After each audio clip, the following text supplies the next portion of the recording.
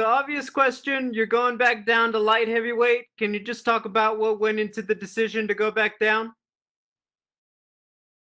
Um, I mean, the heavyweight thing was almost like a trial type of deal. But I mean, if another fight presents itself and it's a really good matchup, I'll definitely move back up to heavyweight. But my weight class has always been light heavyweight, so just getting back down felt good. I mean, the weight cutting part is always tough, but other than that, just fighting people your size is always good. Can you talk about the change-up in opponent and how you've prepared for Alonzo Menifield on short notice? I tend to do better with short notice fights, but it's not the first time it happened. It won't be the last time it happened. It happened to me more times than I can think of, but I think about it as like, spend all this time actually training, getting ready for a fight. And either I can be like, okay, I'll just wait, or I can just jump in there. And I tend to do better when I actually jump in there. You were part of that first run of events in Jacksonville. Is there anything you brought with you this time around to make it easier now that you know what to expect during the process of fight week in the hotel? Nothing necessarily. Just like, there's a lot of different things that happen, although a lot of unexpected things that happen. And I'm just prepared for that. And anything that happens, I just kind of flow with it. I don't try to fight it. I don't try to do anything. I just kind of get in the flow with it because a lot of those situations are out of your hand. And me personally, like Jacksonville, there was so much going on. Like I just kind of backed up and be, hey, where do I need to be? All I need to find out, all I need to know is where do I need to be and who am I fighting, and I'm good to go. Final question. There's not too many big guys who are out there pulling off signature submissions. I just wanted your opinion. Who do you think is better at pulling off their signature move? You with the Von Flue choke or Alexei Oleinik with his Ezekiel? Um, I got more finishes with the Von Blue. Hey, Gotcha. Well, thank you. so, I got more finishes than he does in the UFC with it. So I mean, he's good with that. What is it again? Like Ezekiel shows, he's actually kind of slick with it. So, but it's cool. But I definitely have more finishes than he does in the UFC. Gotcha. Thank you, OSP. Thank you. Our next question is from Gabriel Pengalangan with Dojo Drifter. What's up, OSP? So your opponent is relatively a newcomer. You have almost 4 times as many fights as he does. So do you think that overall experience of yours will be a huge advantage in this fight? Excuse me? Can you repeat that? You have almost 4 times as many fights as your opponent this weekend. Do you think that experience of yours is a big advantage? Experience definitely is a big advantage. I mean, he's still fairly young in the game, and he took an opportunity and to step up. So, and I've been around for a while, so I kind of know what to expect. So, experience definitely plays a lot. Yeah, and it seems that whenever you win, there's a performance of the night bonus waiting for you after. But you've been alternating wins and losses lately. Has it been frustrating, trying to find that consistency? I'm sorry, can you repeat that again? You've been alternating wins and losses. Has it been frustrating that you haven't been able to win as consistently?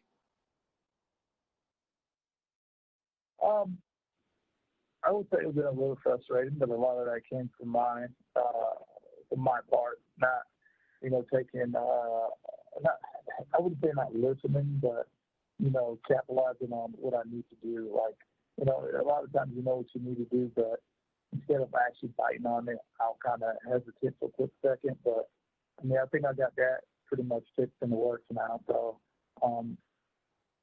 I'm definitely in a place now where, you know, how I feel right now, how I'm going about things, is going to be a lot better for me and my, I guess, continuing career in the UFC. Okay, and lastly for me, there's been a lot of movement at the top of the division lately.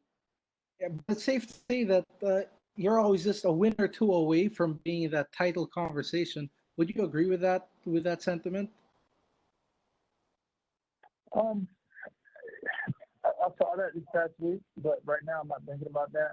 You know, after this fight, I could probably start kind of figuring out what's going on and whatnot. But until right now, I'm not thinking about it. It's just, you know, I gotta fight Saturday, and that's what I'm shooting for right now. All right, thank you very much. Best of luck, sir. Thank you. Thank you. Our next question is from Augusto Niesque with Somos MMA. Vince, how are you? You doing good? Hey, well, we can see that you are in your room. So I want to ask you, what do you do to kill time in there during the quarantine process? Repeat that again? Yeah. What do you do to kill time in there, in your room? Oh, me personally, I sleep. Ah. So I love to sleep, so that's my recovery time. So sleep. I'm sure trainer's gonna put on a movie or something. So that's pretty much what I do. Okay. And talking about the fight, well, you're facing Alonso Menifield. We all know he has heavy hands, but you not only have knockout power, but also a great submission game. So where would you like the fight to take place on Saturday? Personally, I don't care. As long as I get my hand raised at the end of the night, Alonso definitely has knockout power. I have knockout power in my hands and feet, and my submission game is very unorthodox. So, I think anywhere can play out for me because I can hit you from pretty much anywhere, and if the fight goes on the ground, I can submit you from probably anywhere. Okay, and now that you came back to the light heavyweight division, are you planning to stay here, or we could see you fighting in heavyweight again? There's a possibility of me going back up to heavyweight. If the fight presented itself, the fight is a really good fight, I'll definitely take it. But other than that, light heavyweight, it is my weight class, and I love being down here. And my last question. A few days ago, John Jones vacated his title, and there's a lot of speculation about him moving to heavyweight. According to your experience, how do you think he could do there? As long as he moves just like he usually do, he should do good. The thing about the heavyweight, they definitely got a lot more power, but their cardio is not that up. So it's different, and it's a lot harder to move a bigger body too. But personally, he should do good. But if you fight somebody like Stipe, who has a lot of power, who can do a lot of damage, he might get in trouble. Or if you fight somebody that looks like Francis Ngannou, it becomes a factor in size and power. So. Okay. Thank you very much, OSP. Good luck on Saturday. Thank you. Our last question is from Rodney James Edgar with MMAsoldier.net. Hey, OSP, what's going on, man? We talked earlier about you having, a very respectable amount of submissions, and but I think it was mistakenly called the Von Flue choke, but it's been rebranded as the Saint-Preux choke or the Von Preux choke. So it's pretty much your signature thing now. But I didn't realize you had so many performances of the night. I think for you, stylistically, this matchup is really perfect for that because, like we said, this is a young guy who also has an NCAA linebacker background like you. Did you know that about him? Oh yeah, I know. They said he played for Texas A&M Commerce. I forget, but he played college, and then he played a couple years of arena football. So just from playing ball, I know he got strong hips. So you can tell look at him. He's really strong and durable and whatnot. But I come from that background too, so I know. I feel like he's going to come out. Yeah, absolutely. I feel like he's going to come out super aggressive, try to take your head off. That's just my, thoughts. Obviously, you and your coaches have your own game plan, but do you feel like a brawling style is actually the worst kind of matchup or do you feel it's a good or a bad matchup for you? Because I feel like a brawler is not a good approach to take with OSP. I mean, it's different. A lot of times when you have guys that brawl and stuff, you typically don't know what they're going to do because they don't really know what they're going to do. They swinging through fences. Me, I just like to sit back and kind of read people, but I'm also really good at countering too. So that works out in my favor.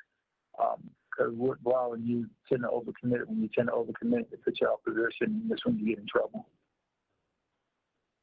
So yeah, one more just follow up about heavyweight.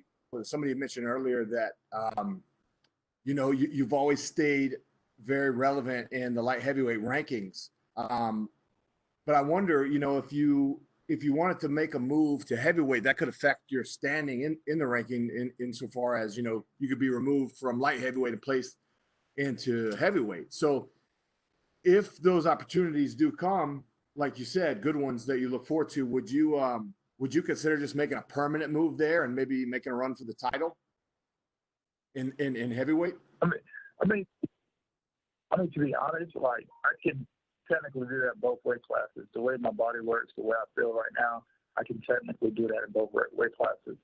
Like I said, to me, it's more the opportunity if opportunity presents itself. Because at the end of the day, when you fight in heavyweights or whatnot, it's one of them things. It was my first time going up there, and to be honest, I wish I would have stayed in the pocket a little longer, a little more actually, because I dropped him twice. I dropped General twice, and I thought about it. I was like, okay, I have the power that I can be in heavyweight, because I don't think anybody in the heavyweight division has ever dropped him before.